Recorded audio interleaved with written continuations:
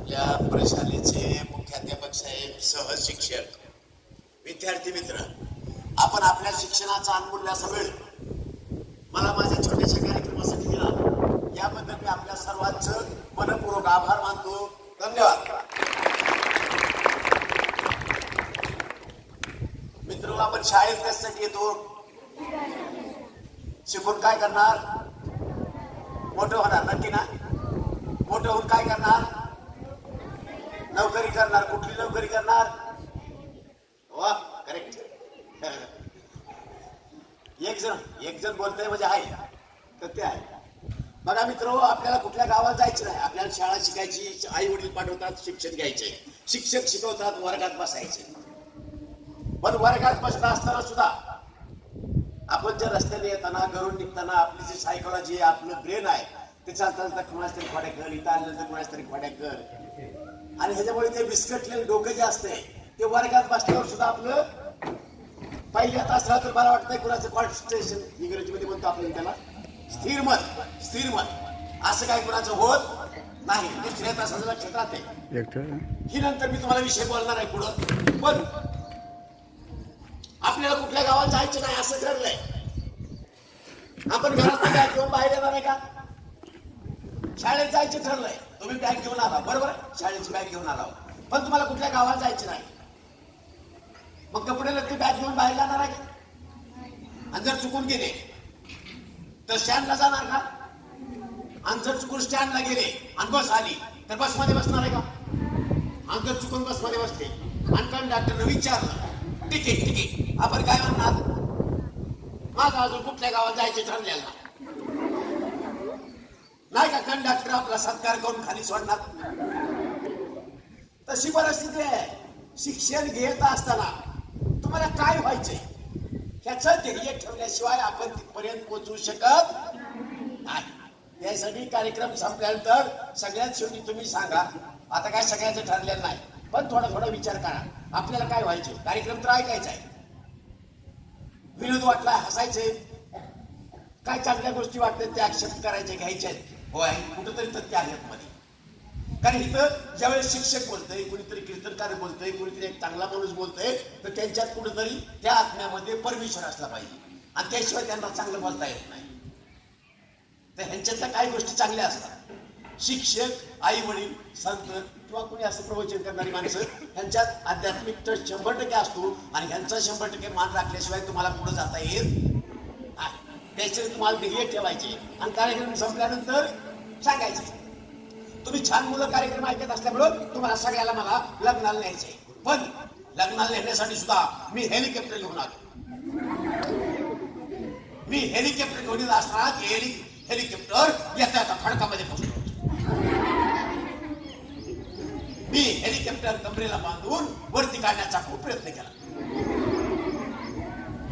Helicopter मात्र वरती यायला तयारच नाही. हेलिकॉप्टरची माझी खूप वेळ झटापट झाली. ह्या झटापटीच्या मधल्या वेळामध्ये माझ्या खिशातली साखर खाली झाली. साखरेला मुंगळे लागले. जस मुंगळे साखर खायला लागले तस तसं हेलिकॉप्टर उड्या मारायला लागले. माझ्या लक्षामध्ये आलं आपल्या प्रवासाचं वाहन आहे आणि निघून चाललंय. मी पटकन त्याच्यामध्ये 150 टाकलो.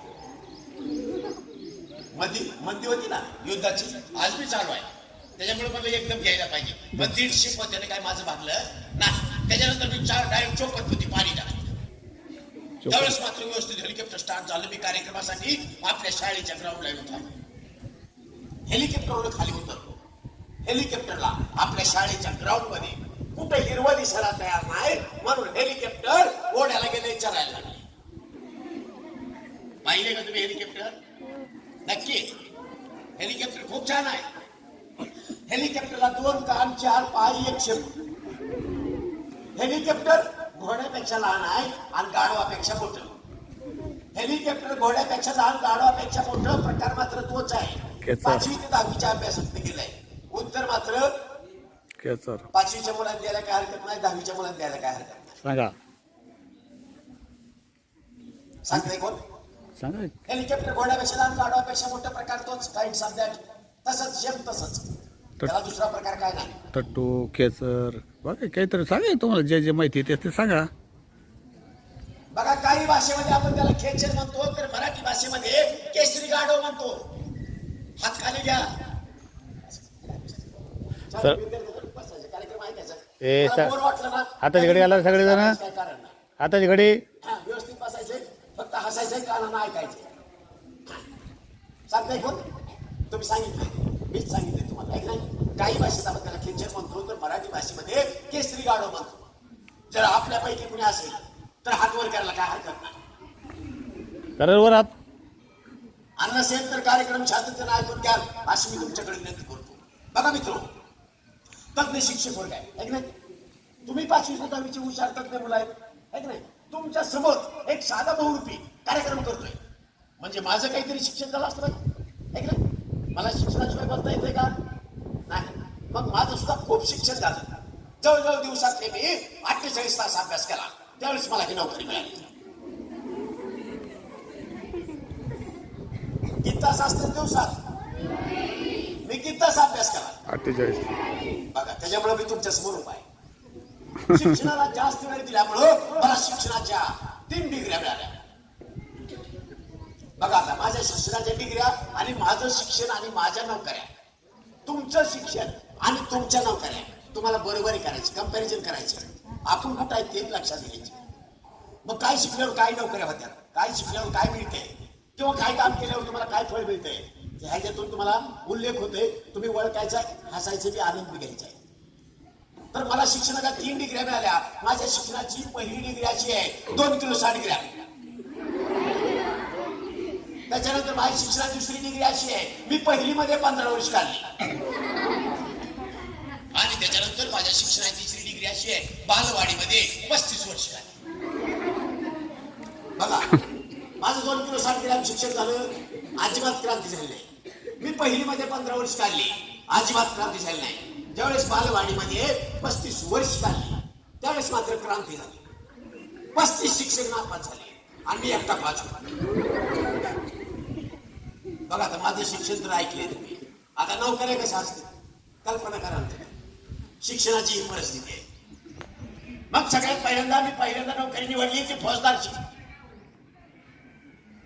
फौजदार झाल्यानंतर जुने हेलिकॉप्टर घेतलं आणि सगळ्या आपल्या गेम भागात सर्वे केला. सगळीकडे परिस्थिती मला सुजलम सुफलम वाटली. म्हणलं ह्याच्यापेक्षा ह्या गावचा विकास व्हायला पाहिजे.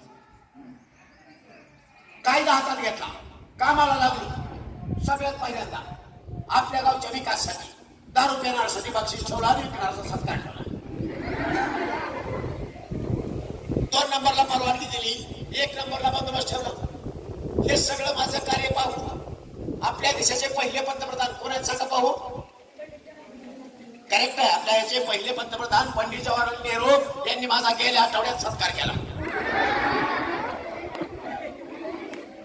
आता सांगा आपल्या देशाचे दुसरे पंतप्रधान कोण आहेत? आपल्या देशाचे दुसरे पंतप्रधान लाल बहादूर शास्त्री यांनी मला महिन्याला 75 पैसे पगार केला. जाता सांगून गेले, म्हणजे चालू सरकारचं जेवण याच्या ठेवा. मी पूर्ण पैसा चालू सरकारच्या जेवणासाठी वापरला. त्यांनी माझे उपकार ठेवले नाहीत. त्यांनी माझं प्रमोशन केलं. मी जे पहिला फौजदार होतो ते तुमच्या समोर कोण उभा आहे? हवालदार. करेक्ट आहे सर, मुलं कॉपी करत नाही. आता बघा, तुम्ही पहिलं शिक्षण आणि पहिली नोकरी, त्याच्यानंतर दुसरं शिक्षण, दुसरी नोकरी, डॉक्टरची निवडली. डॉक्टर झाल्यानंतर कोऱ्या पेपरला जाहिराती दिल्या, रेडिओला फोटो दिला. सगळ्यांच्या लक्षात आलं एक नामवंत डॉक्टर केम शहरात आले. पेशंट यायचा, समोर बसायचा, बसल्याबरोबर आजार सांगायचा. मी सांगायचो, बाबा रे, माझं शिक्षण खूप आहे, आजार सांगायची काही गरज नाही.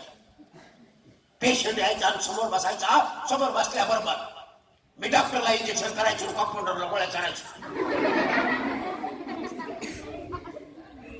पेशंट इतका असायचा की तुम्ही हसताय त्यावेळेस काही पटीने जास्त हसायचा. पूर्णपणे त्याचे आजार पळून जायचे. असं करत करत मी 4-5 वर्ष प्रॅक्टिस केली. पण त्याच्यानंतर मला 3 नोकरी सोडावी लागली. त्याच्यानंतर तिसरी नोकरी निवडली. तिसरं शिक्षण, तिसरी नोकरी वकिलाची. मग वकिलाची प्रॅक्टिस आपल्या गावात करता येते का? कुठं जावं लागतं प्रॅक्टिससाठी? करमाळा तालुक्यासारख्या ठिकाणी तिथे कोर्ट असते, जिल्ह्यासारख्या ठिकाणी कोर्ट असते. मग मी ठरल्याप्रमाणे वकिलाची नोकरी निवडली. करमाळ्यासारख्या शहरामध्ये गेलो, कोऱ्या पेपरला जाहिरात दिला, रेडिओला फोटो दिला. सगळ्यांच्या लक्षात आलो एक नामवंत वकील करमाळा शहरात आलेत म्हणून पक्षकार यायचे, मॅटर सांगायचे, पेपर दाखवायचे. मी सांगायचो बाबा रे, मॅटर सांगायची काय गरज नाही, पेपर दाखवायची काय गरज नाही, डायरेक्ट कोर्टामध्ये या, निकाल घेऊन जा. पक्षकार कोर्टामध्ये यायचे, मी कोर्टामध्ये जायचो. जज कोर्टामध्ये यायचे, जज मला बोलायचे, मी जजला बोलायचो. जजच्या अगोदर मीच निकाल द्यायचो. सगळे तालुकावासी सुखावले. 10-15 वर्ष गळाली प्रकरणं लोकांची सुटत चालली. तालुकावासियांचं कल्याण झालं. मी तिथं 10 ते 15 वर्ष प्रॅक्टिस केली. पण जजच्या अगोदर मी निकाल देत असल्यामुळं सगळे निकाल माझे विरोधात गेले. तिथं मी 5-4 वर्ष प्रॅक्टिस केली, पण त्याच्यात मग माझ्या शिक्षणात काय तथ्य होतं का? नाही. मग नोकरीत काय तथ्य आहे का? नाही. जर तुम्ही चांगलं शिक्षण घेतलं तर तुम्हाला चांगल्या प्रकारची नोकरी, व्यवसाय किंवा उद्योग तुम्ही करू शकता, अन्यथा नाही. सरळ बसले. आता रात्राला बघा, तुम्हाला जमीन आहे का कुणाला? सगळ्यांना काय हरकत नाही. मग तुमच्यासारखी मला पण जमीन आहे. 1/2 एकर जमीन आहे. 35 फार मिळेल, 36 बैल आहे. त्याच्यामुळे मी सुद्धा खूप छान बागायत केलंय. डायरेक्ट पाथऱ्यावर ऊस लावलाय, मळावर विहीर घातली, चुल्हा मोटर बसवली, शेतीवरती शेतात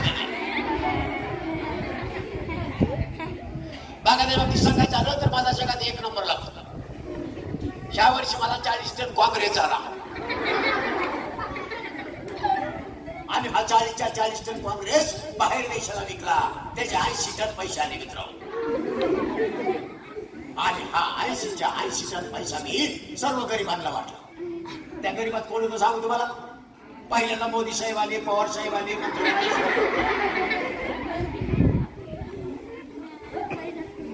त्यांच्यानंतर अमिताभ बच्चन आले, सगळ्यात शेवटी अर्चिन परशे आले. तुमच्याच तालुक्यात पिक्चर सुरू झाला होता. आपली माणसं इथून सोडून दिली. जाऊ द्या बोलू द्या त्यांना थोडंफार. आता मला माहिती आहे तुम्ही कार्यक्रम छान ऐकताय, बरोबर आहे. तुम्हाला काहीतरी द्यायला पाहिजे. मित्र हो, तसं घाबरायचं काही कारण नाही. अवतार सर 7वी मधला एजंट आहे. माझी बँक रविवारी चालू असते, नाईटवारी बंद असते. कुठल्याही दिवशी या पैसे घेऊन जा, घाबरायचं काही कारण नाही. बघा मित्र, तुम्ही माझी बागायताची परिस्थिती ऐकली, तुम्ही माझी सर्व्हिसची परिस्थिती ऐकली आहे की नाही? आहे का मला काय कमी आहे? अजिबात काय कमी नाही. फक्त खर्चाची बचत असल्यामुळे कार्यक्रम करतोय. त्याच्यामुळे ह्या वर्षी लग्नाची निवड आणि लग्नासाठी आयर आणलाय, मुलींसाठी आयर वेगळा आणलाय, मुलांसाठी आयर वेगळा आणलाय. मुलींसाठी आयर आणलाय लुगडं, तांबडं, मुराई, कोंबडं. आता मुलीपेक्षा मुलं जास्त असते आणि 2-4 मुलं विदाऊट ड्रेसची वाटली म्हणून मला तुमच्यासाठी नवीन आयर आणवला. बघा आता, तुम्हाला घड्याळ घेऊन चालणार नाही, लॉकेट घेऊन चालणार नाही, शाळेसाठी सायकल घेऊन चालणार नाही, तर आपल्या जिल्हा परिषदच्या सर्व मुलांना लग्नामध्ये आयर म्हणून मी सर्वांना जावाई करायला ठरवलंय.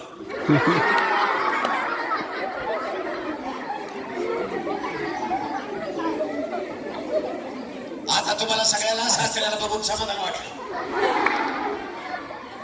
प्रश्न मात्र मला पडलाय तो म्हणजे शिक्षणाचा. माझ्या मुलींचं शिक्षण कमी आहे, तुमचं शिक्षण जास्त.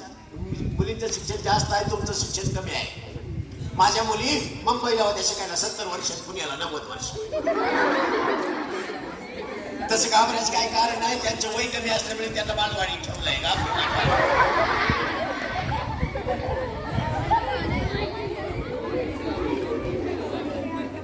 काय हरकत नाही. सरळ बसले, हसायचं नाही, थांबायचं नाही. तर बघा, हिमंत साहेब इतक्या कसं काढले, लग्न ठरलंय, मग लग्नाच पूर्णच काढलंय. प्रश्न आहे की नाही? का सांगितलंय तुम्हाला? ह्या वर्षी लग्नासाठी निवड म्हणून मी सासऱ्याच्या बापाची निवड केली.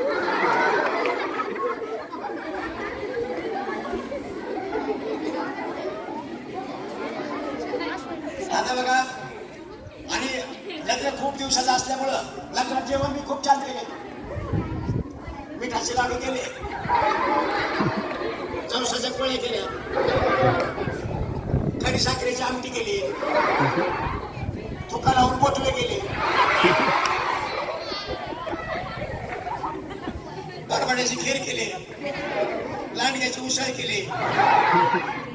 सगळ्याच्या आवडीचा पदार्थ ज्याला महाराष्ट्र शासनाचं अवॉर्ड मिळाले, पारितोषिक मिळाले, बक्षीस मिळाले, असा पदार्थ हा पाठीमागे राहिला तो म्हणजे सर्वांसाठी शेंबूड लावून पोळे केले. येते का कोण 5वी-6वी जेवायला? आणला होता की सगळ्यांनी? काय हरकत नाही, सगळं बसा. बघा तुम्हाला माझं तुम्ही प्रबोधन ऐकून घ्यावं म्हणून तुम्हाला एवढा हसवण्याचा उद्देश असा होता. बघा मित्र, संस्कृत मध्ये सांगितले गुरु ब्रह्मा, गुरु विष्णू, गुरुदेव, गुरु साक्षात तस्मै श्री. बघा आता ब्रह्मा विष्णू महेश कोण आहे ते? आपल्या गावातले नाही ओळखीचं कोण? गावातले नाहीत ना घरी? ब्रह्मा विष्णू महेश देव आहे. आणि मग देवाबरोबर शिक्षकाची गणना केली, देवाबरोबर शिक्षकाची गणना केली म्हणजे शिक्षक सुद्धा देव असले पाहिजे. मग ह्यांचा मान राखण्याचा फायदा काय?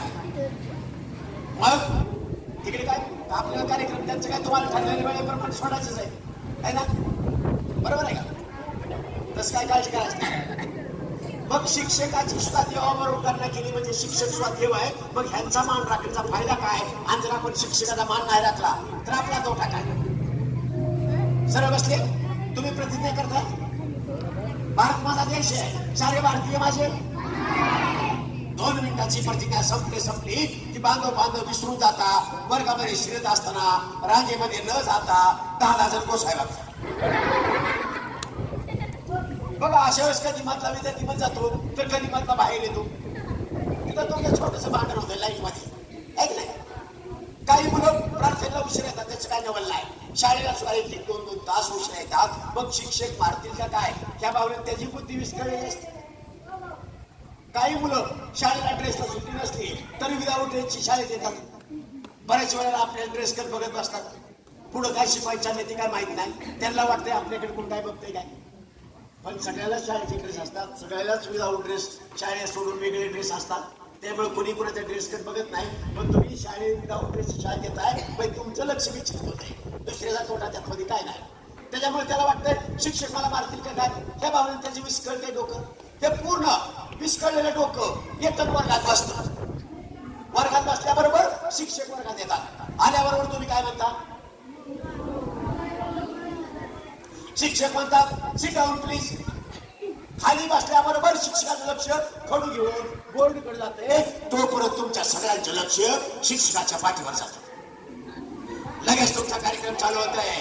कोणी कुणाला पेट टोचतंय, कोणी कुणाचा शर्ट ओढतंय, कोणी कुणाची ओढणी ओढतंय, कोणी कुणाची केस ओढतंय. बघायच्या तासाचे किती मिनिट निघून जातात? 5. आता शाळेच्या तास किती मिनिटाचा असते? 30 मिनिटाचा आहे ना? 35. 5 मिनिट गेले, 30 मिनिट शिल्लक राहिले. शिक्षकांचं तोंड पाठीमाग केलं तर आपल्यातला एखादा हुशार मुलगा बघण्यासारखी वर मान करून सरकड बघायला लागते. सरला वाटतंय या मुलाचं लक्ष पहिल्यापासून होतं. पण शिक्षकाने शिकवायला सुरुवातच काय केली हेच या मुलाला माहिती नसते. राहिल्या 20-25 मिनिटात शिकवायचं झालं आणि तासाचे 5 मिनिट शिल्लक राहिले. शिक्षक वाटतंय इतकं जोर करून शिकवण आहे, मुलांना काय आले का नाही सदाकरण करून पाहू. भया एक कार्यक्रम मी 12 मुलं बार्शी मध्ये केला आणि धाराशिव मध्ये भोसले हायस्कूलला 4000 मुलांचा कार्यक्रम. 4000 भोसले हायस्कूल. तुमच्यातली कोणी गाडी बी आली तर माझ्या लक्षात येते. तर बघा आता मग हे सगळं ज्याच्या लक्षामध्ये येत नाही काय शिकवलंय ते. मग शिक्षकाला राग येतोय व इतकं जीव तोडून शिकवलंय मुलांना काय आले की नाही सहज आपण कल्पना करू. 2-4 प्रश्न शिक्षक वर्गातल्या मुलांना विचारतात. त्यातली किती मुलं उत्तर देतात? 4. मग 4 मुलांना उत्तर कशामुळे येत नाही? प्रार्थनेला उशिरा येणं, तिथं आल्यानंतर गोंधळ घालणं, शाळेच्या ड्रेसमध्ये न येणं, किरकोळ चुकामुळं आपल्या कॉम्प्युटरचं व्हायब्रेशन होते. आणि शिक्षकाने शिकवलेलं आपल्या डोक्यामध्ये आपल्या कॉम्प्युटरमध्ये फिट होत नाही आणि आपल्याला विचारलेल्या प्रश्नाचं उत्तर देता येत. शिक्षकाला राग येते, सच्चट घेतात. 4-5-6 मुलांना हाता अजिबात लागत नाही. एक 7वा मुलगा पुढे येतो, त्याला मात्र छडी जास्त लागते. काय करणार, ते एकट्याला जास्त का लागते? शिक्षक छडी सगळ्याला सारखी मारतात, बरोबर आहे, एकट्याला काय जास्त लागते? तर तो मुलगा आई वडिलाला एकुलता एक असतो. छडी जास्त लागल्याबरोबर कधी खिडकीतनं बाहेर बघतो, कधी मित्राकडे बघतो, तर कधी हा बहादर वर्गातनं उठून घराकडे पळायला लागतो. बघा, शाळेपासून घरापर्यंतच्या अंतरात पळत असताना त्या विद्यार्थ्याला दम लागते. कोणाचे पालक व्यायाम करतात का? आता पालकाला सवय नाही, आपल्याला मुळात नसते. व्यायामाचे काय फायदे आहेत तुम्हाला माहितीये? सर सांगतात का नाही तुम्हाला? काय खेळ घेतात का नाही तुमचा? मग तुम्ही का व्यायाम करत नाही? व्यायाम, आपल्या शरीरात सांधे किती आहेत? आपल्या शरीरात सांधे किती? हे सत्कार करायचा, उठतो सत्कार करायचा. बसले का सर? सरळ बसा, तुमच्यासाठीच आहे, सगळ्यांचं चाललंय तुमच्यासाठीच आहे. मी 10वीला होतो, माने सर मुली सांधे किती? 350 सांधे. ते बोटाला, एका बोटाला 4 आहे. सगळ्या शरीरात 350 सांधे. आणि स्नायू किती आहेत? स्नायू किती आहेत शरीरामध्ये? 650 स्नायू. 650 स्नायू. जर तुम्ही व्यायाम केला तर 650 स्नायू मजबूत होतात, सांध्यांना चांगल्या प्रकारचा आधार देतात, मग सांधे मजबूत होतात. तुमच्या हृदयाचं आणि फुफ्फुसाचं चांगल्या प्रकारचं कंपन होऊन चांगल्या प्रकारचं कार्य करतात. आणि इतर लोक जहाज म्हणतात ना, लोक 50-60 वर्षाचा आयुमान आहे, ते तुम्ही तोडून तुम्ही रेस 100 वर्षापर्यंत तुम्ही जगू शकता, चांगला व्यायाम केला तर. आणि हे सगळं व्यायाम करत असताना तुमच्या ब्रेनचा, मेंदूचा विकास होतो. आणि मेंदूचा विकास झाल्यानंतर तुमचं जे कॉम्प्युटर आहे ते चांगल्या प्रकारचं काम होतं आणि तुम्हाला चांगल्या प्रकारचा अभ्यास करून चांगल्या प्रकारची नोकरी तुम्ही चांगल्या प्रकारे मिळवू शकता. मग हे व्यायामचा फायदा आहे, त्याच्यामुळे प्रत्येकाने व्यायाम केला पाहिजे. आता आपल्याला मुद्दा होतो, आपण पालकापर्यंत जातो आणि जाताना आपल्याला गुंतका येतो, बरोबर आहे का नाही? मग वडिलांना लक्षात येत नाही. जर वडील कदाचित जर धोतर नेसत असला तर धोतरचा कोसा कमरला खावतात. डायरेक्ट शाळेकर आल्याबरोबर साहेबांची चर्चा, वर्ग शिक्षकाची चर्चा. पालकांना शाळेत त्यांचा पहिला दिवस असते, जास्त काय बोलता येत नाही.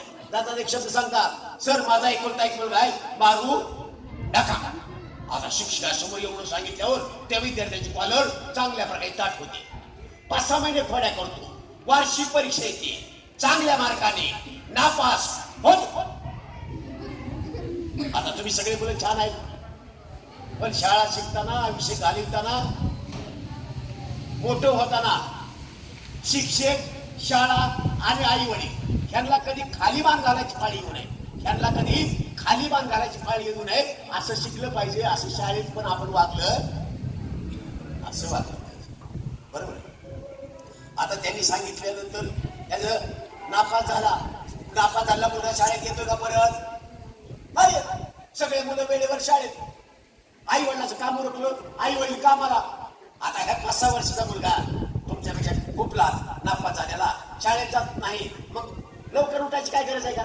त्याचा नाईटचा ड्रेस कसा असतो, खराब सराब फाटलेला, झोपीचे तोंडावर आले वगळ, इसकटलेली केस, 8 वाजता झोपीतनं उठतंय, लगेच रस्त्यावर बसते. 8 वाजता झोपीतनं उठून रस्त्यावर बसणार, लगेच बॉल खेळायला चालू, चेंडू खेळायला चालू, गोट्या खेळायला चालू. मग रस्त्यावरचा पावडर त्याच्या अंगाला लागते, आणखी सुंदर दिसायला लागते. मग आई गेली कामाला, तिकडे शाळा भरली, शाळेतला भात नाही, आईची भाकरी नाही, काय करायचे? ह्याच्यासारखी 2-4 मुलं भेटतात आणि लगेच ह्यांचा कार्यक्रम चालू होत आहे. काय कार्यक्रम करतात ते लहान मुलं? भात खेळ तर संपलाच की, पण पोटाचा काय प्रश्न आता? तिकडचा भात नाही, तिकडची भाकरी नाही, काय करायचे? घराला कुलूप लागले. मग ह्याच्यासारखे 2-4 मुलं भेटतात, त्यांचा कार्यक्रम चालू होत आहे. कुणाचं प्लास्टिक चोर, कुणाचं भांगार चोर, कार्यक्रम चालू. मग त्या मिळालेल्या पैशातनं गोळी खा, बिस्किट खा, बडीशेप खा, सुपारी खा. हळूहळू हे 10-12 वर्षाचे होतात आणि गोवा गुटखा मावा खाण्यात परफेक्ट होतात. त्याच्याही पुढे त्यांचं वय जातं, ते 18 ते 20 वर्षाचे होतात. आणि त्यांच्या व्यसनात नंतर कसं परिवर्तन होत आहे? इंग्रजीमध्ये एक म्हण आहे बघा, वंडर मीन्स काय? वंडर म्हणजे बोला ना, शब्द गेला नाही का तुम्हाला 10वी पर्यंत? सांगायला नाही का ना वंडर. वंडर म्हणजे छान सुंदर, आणि वांडर म्हणजे भटकणे, इकडून तिकडे फिरणे. ज्यावेळेस हा 18 ते 20 वर्ष होते त्यावेळेस त्याच्या व्यसनात कसं परिवर्तन होते?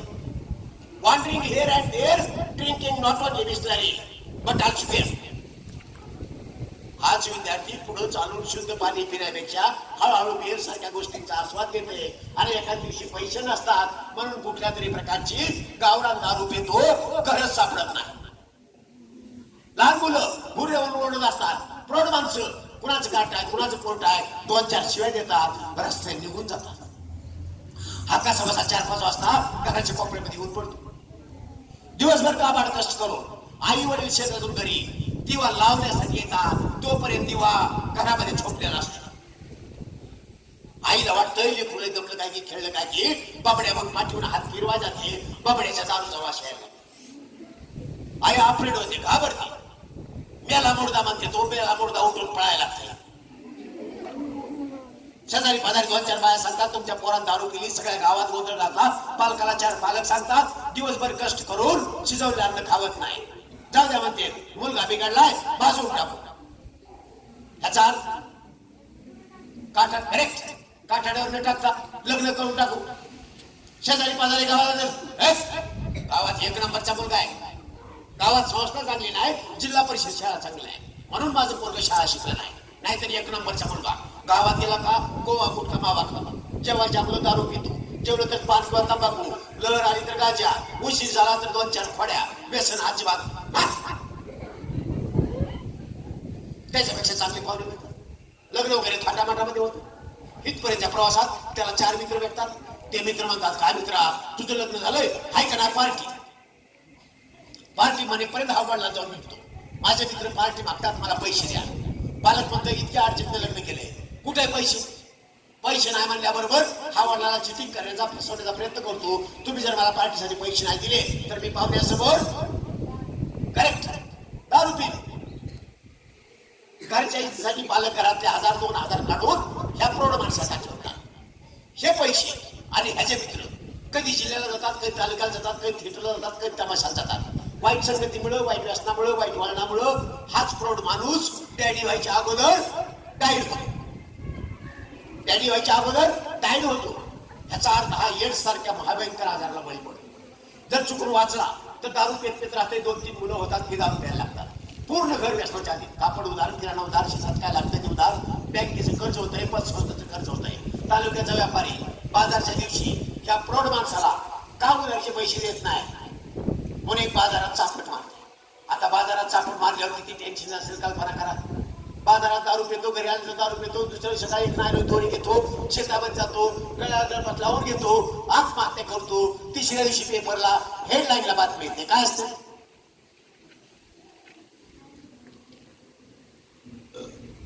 तिसऱ्या दिवशी पेपरला हेडलाईनला बातमी येते. काय बातमी असते? कर्जबाजारी शेतकऱ्याची आत्महत्या. जर तुम्ही शिक्षकाला मान राखला, आई वडिला दर्शन घेतलं, शाळेत वेळेवर आलो, तिथं चांगल्या प्रकारचं शिक्षण घेतलं तर आपल्यावर अशा प्रकारची वाईट वेळ येणार आहे. बरोबर आहे का चुकीचं आहे? मग आता हे सगळं तुम्हाला कळतंय, सगळे मोठी मुलं आहेत आणि तुमचं गाव पण खूप मोठं आहे, फक्त रस्ते मधले छोटे छोटे आहेत. तर तुम्ही चांगलं वागण्याचा जास्तीत जास्त प्रयत्न करा. त्याच्यामुळं शाळेला अभिमान वाटते आणि तुमच्या आई वडिलाला पण अभिमान वाटते. सरळ बसले. एक छोटीशी बाणी आहे, तुम्हाला म्हणून जाऊ नाही झालं म्हणून जाऊ. चला काकू चला तुम्ही लग्नाला चला, डांग चिंग चिंग आंग भांग पोंग पोंग आंग, चला काकू चला तुम्ही लग्नाला चला. बाजीराव ना तुपडी भरते ना, हवालदार ना, घरी नाही दा ना, पेटत राहता ना, नाव त्याचं ना. चला काकू चला तुम्ही लग्नाला चला. भांगीला तोडा, लंगडीला गोडा, बजरीला जातो आणि खवडीला फणे, नक्कीला जोबा अवधात बसा तुम्ही, मेहनत बसा, शिवबुड पुसा तुम्ही तांदोळली सा. चला काकू चला तुम्ही लग्नाला चला. काय करू ग तिला, गणपतीला नक नाही ना तिला, हाक मार्गी तिला. चला काकू चला तुम्ही लग्नाला चला. कुठे गेली त्या गडी, कानात बुगडी, कुठे गेली का या वटीला लाव्या, कुठे गेली पारो नवऱ्याला मारो. चला काकू चला तुम्ही लग्नाला चला.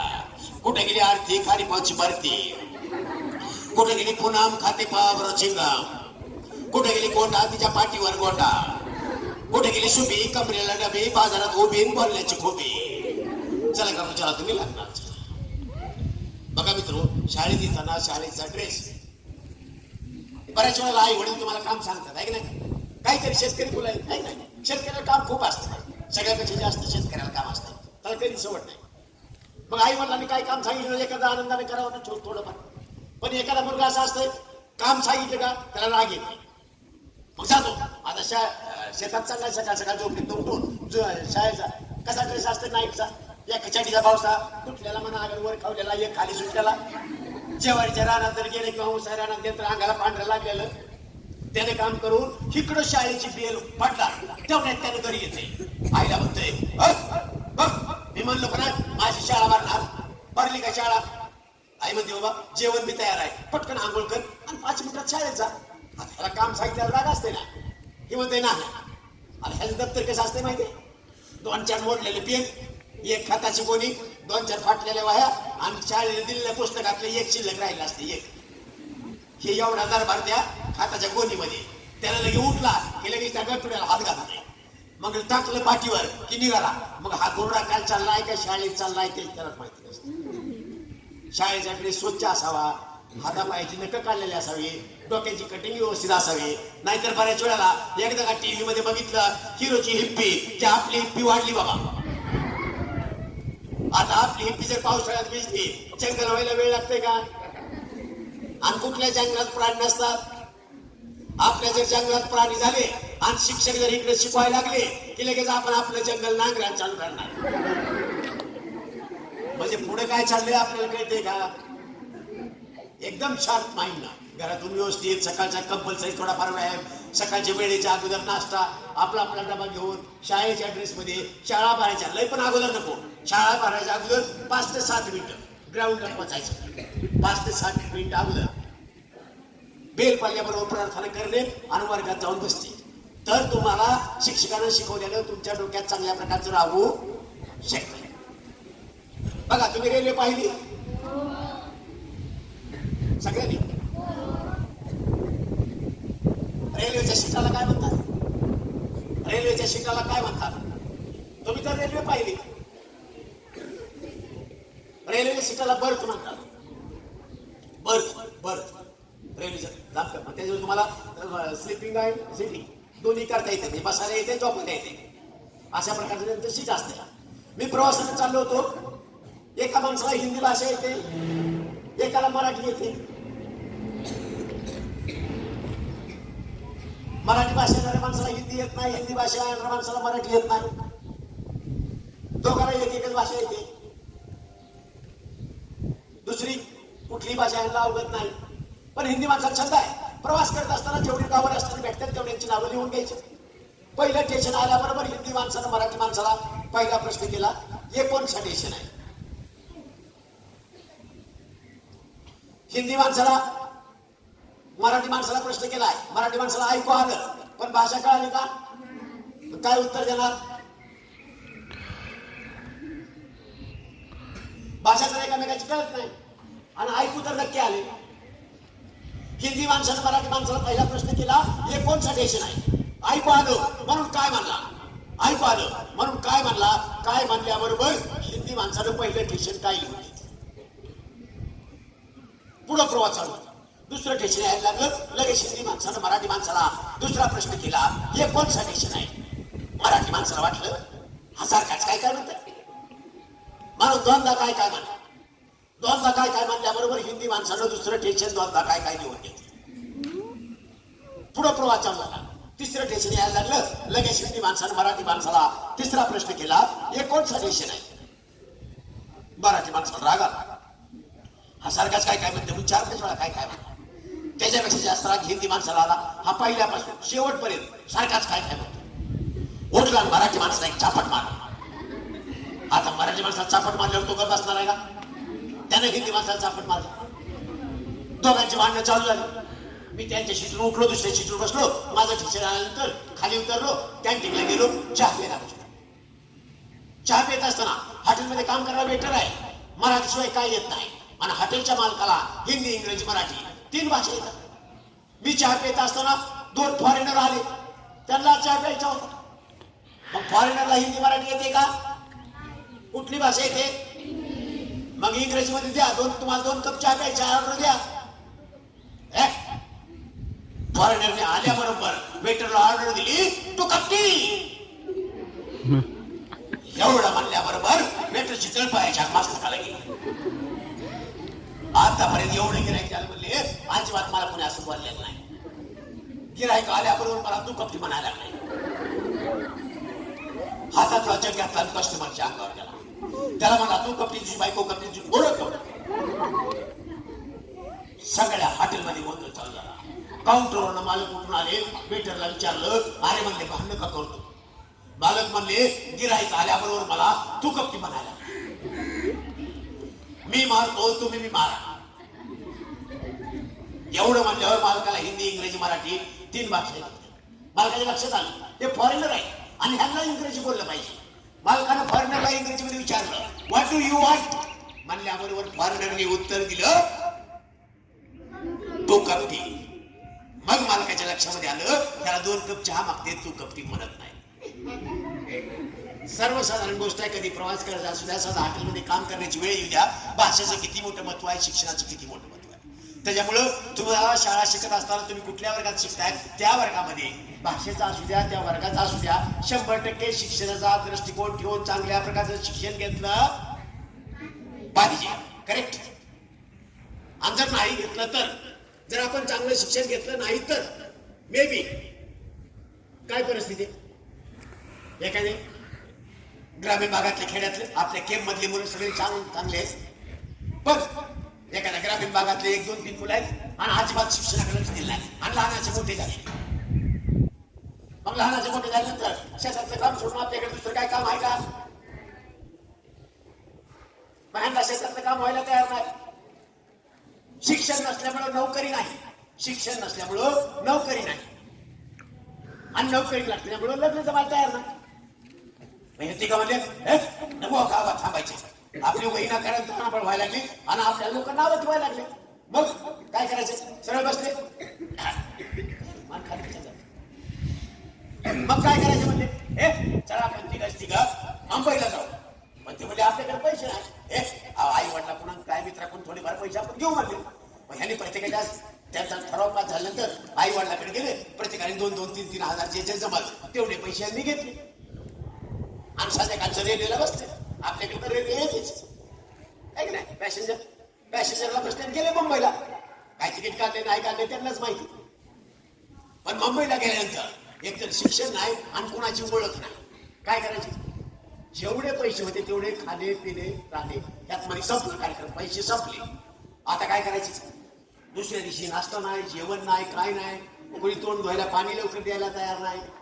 मग एक विद्यार्थी म्हणला, तुम्ही काम करा म्हणला, मला थांबायचे नाही, मी आता चाललो गावाकडे. एक विद्यार्थी म्हणला, ती सगळ्यात हुशार, म्हणला आपण असं जर गावाकडे गेलो तर मित्र आपल्या टवाळ्या करतील. मग आपण आजच्या दिवस मुक्कामाला राहू, तिथं इंग्रजी बोलणार नाही लोक आहेत, 3 शब्द शिकू. गावात गेलं का गावातल्या मुलांना इंग्रजी बोलायचं, त्यांच्यावर इम्प्रेशन मारायचं, आपली इज्जत राहते. ठरव पास झाला, मुक्कामाला राहिले, 3 शब्द शिकले. पहिल्याने शिकला येस, दुसऱ्याने शिकला 3, तिसऱ्याने शिकला डोंट वरी. गावाकडे चौकात उभा राहिला. गावातला जर कोणी विचारलं मुंबईला गेलता तर पहिला उत्तर द्यायचा येस, होय. दुसऱ्या जर कोणी विचारलं किती जण गेलते, दुसरा सांगायचा 3 जण.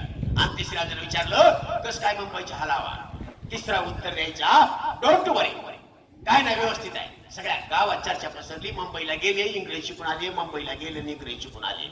एवढ्यावर काय झालं, आठवड्याभरानं गावामध्ये चोरी झाली. आणि खेडेगावात चोरी झाली तर लगेच लोक जमतात, किंवा कुणी कॉल केला तर पोलीस गाडी येते. तसं लगेच पोलीस गाडी आली. पोलीस गाडी आल्यानंतर निम्म गावाच्या बाहेर घाबरले लोक ना करत. मग 2-3 लोक जमले, असं करून चालणार नाही. मग म्हणे ते मुंबईला गेले, किती जण आहेत त्यांना बोलवून आणू, साहेबाला काहीतरी बोलतील. पोलीसची गाडी गावात बाहेर जाईल, गावावरचं संकट टळ. असा गावकऱ्याचा चांगला प्रकल्प होता. दोघं तिघ म्हणता 20-25 जण जमले आणि त्या तिघांना हुडकून काढला. 3 जण पुढं आणि 25 जण पाठीमागे, असा पूर्ण नवा जमा पोलीसच्या गाडीकडे येतात. पोलिसांनी लांबनच अंदाज बांधला. 3 जण पुढं आणि 25 जण पाठीमागं. त्याचा अर्थ हे 3 जण समोर आल्याबरोबर पोलिसांना स्टाईल मध्ये विचारलं, चोरी केलीस का? म्हणल्याबरोबर पहिल्यांदा उत्तर दिलं येस. लगेच दुसऱ्याला विचारलं किती जण होते? दुसऱ्या सांगितलं 3 हातामध्ये बेड्या घातल्या, 2-2, 4-4 टोले लावले, जाळीच्या गाडीमध्ये टाकलं. भाड्यावरली चोऱ्या करायला बरी वाटतंय, आता कसं काय वाटतंय? तिसऱ्यानं उत्तर दिलं डोंट वरी. केली का चोरी त्यांनी? अजिबात नाही. चोरी केली ती शिक्षणाची चोरी केली, म्हणून त्यांच्यावर जेलमध्ये जाण्याची वेळ आली. त्याच्यामुळे अशा प्रकारचा आपल्यावर वाईट प्रसंग येऊ शकतो. त्याच्यामुळे शिक्षण घेत असताना चोरी करायची नाही, कुणाची वही घ्यायची नाही, कुणाचा पेन चोरायचा नाही, कुणाचं काय नाही. तर कुणाचं काही सापडू दे, आपण आपल्या वर्ग शिक्षकाकडे जमा करायचंय. तुमच्याकडे पाहुणे कधी येतात का? आलते का कुणाकडे? जमलं का कुणाचं? काय हरकत नाही. परवा माझ्याकडे पाहुणे आले, ते मंडळीच्या माहेरचे होते. पाहुणे आल्याबरोबर मी पटकन हातामध्ये झाडून घेतला, लगेच झाडून घेतलं, सत्राची बसायला टाकली. पाहुणे बसतात का बसतात, तो पण मंडळी पातेले घेतलं, घासायला लागली. मंडळी चहा केला. चहा केल्यानंतर चहाचा ट्रे माझ्या हातात दिला. चहाचा ट्रेने पाहुण्याकडे करत माझ्या लक्षात आलं 5-6 पाहुणे खर्च जास्त. मी काय केलं, चहाचा ट्रे पुढे करत पाहुण्यांना सांगितलं आपल्या गावाकडं 8:30 वाजता एसटी आहे. पाहुणे म्हणले राव आम्ही आताच तर आलो, आणखी चहा सुद्धा घेतलेला नाही. मंडळी म्हणली माझ्या माहेरची माणसं आहे, अजिबात गडबड करायची ना. मी सुद्धा जिल्ह्यात तालुक्यात बायकोशिवाय कुणाला भेट नसल्यामुळे गप बसलो. शांत असल्यामुळं मंडळी सांगितलं माझ्या माहेरची माणसं आहेत, कधी पाहुणे आहेत, आणि पटकन बाजारात जा आणि नाश्त्यासाठी अंडे आणा. मी बाजारात गेलो, नाश्त्यासाठी अंडे आणले, स्वयंपाक केला. पण जेवताना माझ्या लक्षात खर्च आपला एकट्याचा आणि खाणार सगळे. काय केलं असेल मी कल्पना करा. 5वी चांबड्या देऊ नका, काय केलं असेल कल्पना करा.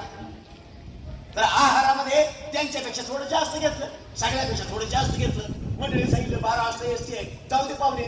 मंडळी म्हणजे 12-1ला त्यांचं ऑफिसचं काम आहे, ते 3-4 वाजता जाते. फक्त आपण दुपारचं जेवण देऊ, संध्याकाळचं जेवण द्यायची काही गरज नाही. मग म्हणलं काय आणू दुपारच्या जेवणासाठी? मंडळी सांगितलं बाजारात जा आणि कोंबडीचं मटण आणा. मी बाजारात गेलो, कोंबडीचं मटण आणलं, स्वयंपाक केला, पाहुणे जेवले. त्या पहिल्या जेवणाची पुढं आवृत्ती दुसऱ्या जेवणात आणखी थोडं जास्त घेतलं. मग पाहुणे आले, त्याचा आनंद. पाहुणे 3-4 वाजता निघून गेले आणि खर्च झाल्याचं दुःख. ह्या वातावरणात मी पेपर वाचत बसलो होतो. पेपर वाचत असताना माझ्या इतकं पोटात दुखायला लागलं, इतकं पोटात दुखायला लागलं, बंद कर. मला बसायला येईना, उठायला येईना, फिरायला येईना. काय करायचे? मंडळी सांगितलं पटकन रिक्षा बोलला. तिने रिक्षा बोलला, रिक्षात बसलो. डॉक्टरकडे गेलो. डॉक्टरने भली मोठी डिग्री काढली, पूर्णपणे चेक केलं. डॉक्टर साहेबांनी सांगितलं तुम्हाला अजिबात काय झालेलं? सर म्हणलं मला बसायलाही नाही, उठायलाही नाही, तुम्ही म्हणताय काय झालं नाही, मी दुसऱ्या डॉक्टरकडे जातो. एवढं म्हणल्याबरोबर डॉक्टर साहेबांच्या लक्षामध्ये आलं, त्यांची झोप पेटली. बरं म्हणलं एवढं सांगा तुम्ही आजच्या आहारात काय घेतलं? नाश्त्यासाठी काय खाल्ले आपण? आज दुपारी काय खाल्ले? कोंबडीचं मटण. ह्याच्यापेक्षा काय जास्त आहे? डॉक्टर साहेब म्हणले शाबास, आता उत्तर सापडलं. म्हणले घाबरायचं काय कारण नाही, तुम्ही सकाळी अंडी खाल्ली आणि दुपारी कोंबडीचं मटण खाल्ले. घाबरायचं काय कारण नाही म्हणले. कोंबडी म्हणले अंड्यावरती बसलेली आहे, जोपर्यंत अंड्यावरची कोंबडी उठत नाही तोपर्यंत तुमच्या पोटात दुखायचं राहत नाही. अशी परिस्थिती आहे. मांसाहार असू द्या किंवा इतर आहार असू द्या, आपण पोटापेक्षा जास्त खाऊ नाही. शक्य होईल तेवढं थोडं भूक राखून, कोरबत भाकरीची भूक राखून जेवलं पाहिजे. शक्यतो सगळंच आहार, मांसाहार तर मांसाहार, शाकाहार तर शाकाहार नको. तुमच्या शरीराला जो शक्य आहे तेवढं सगळंच आहार जास्तीत जास्त घेतला पाहिजे. बघा आई वडिलांचं दर्शन कोण कोण घेते? हात वर करा. आई वडिलांचं दर्शन कोण कोण घेत नाही? हात वर करा. कोण कोण घेते? हात वर करा. ठीक आहे. या खाली मला थोडी शंका आहे, पण मी तुम्हाला सांगतो आई वडिलांचं दर्शन का घेतलं पाहिजे, आई वडिलांचा मान का राखला पाहिजे, मी तुम्हाला सांगतो. बघा ग्रामीण भागात एक शेतकरी आहे, मुलगा सर्व्हिसला म्हणून मुंबईला चाललाय, मुलगा सर्व्हिसला म्हणून मुंबईला चालला. मग शेतकरी कसा असतो, डोक्यामध्ये बेटा, अंगात बंडी, खांद्यावर गोंगडी, पायामध्ये बोट, 2 पिशव्या घेतल्या, एका पिशवीत मकाची गरची शेंगा, ऊस, कापूस, पाणी टाकली, दुसऱ्या पिशवीत कपडे, तिकिटाला 200 रुपये लागतात, 500 रुपये घेतले, रेल्वे स्टेशनवर गेल्याबरोबर 200 रुपये तिकीट आणि राहिले 300 रुपये. कमरफळत बांधलं, 15 मिनिट वेटिंग केली, रेल्वे आली. आल्याबरोबर बघा मोठा शेतकरी रेल्वेच्या डब्यामध्ये घुसला. आता एवढा मोठा शेतकरी बघून त्या खालच्या बर्थवर कोणी जागा द्यायला तयार नाही. तेवढ्यात एक दोघं पती होते, कॉप्या करून शिकलेले, हौसेने मुंबई बघायला चालले होते, ते एका शीटवर बसले होते, त्यांच्यावरती एक बर्थ मोकळं. मग शेतकरी म्हणला चला लोक खाली जागा द्यायला द्यायला वर जाऊन बसू. शेतकरी वरच्या बर्थवर जाऊन बसला, पण हाईट जास्त असल्यामुळे कुठं शेतकऱ्याला बसायला. शेतकऱ्याने काय केलं, 2 पिशव्या घेतल्या, एका साईडला लावल्या, खांद्यावरची कोंबडी काढली, नेहमी अंगाच्या खाली टाकली, नेहमी अंगावर घेतली, पिशव्याला उसं दिलं, रिलॅक्स मध्ये बोलली. जाऊ द्या म्हणले, मुंबई येईपर्यंत काय टेन्शन नाही. पहिला स्टॉप गेला, दुसऱ्या स्टॉपवर पत्नीचं सहज लक्ष गेलं रेल्वेच्या चेनकडे. तिनं पतीला विचारलं, हे काय? पतीने नम्रपणाने सांगितलं, रेल्वेची चैन आहे, संकट काळ ओढली तर रेल्वे थांबते, विनाकारण ओढली तर 500 रुपये दंड होत आहे, आठवड्याभराची जेल होते.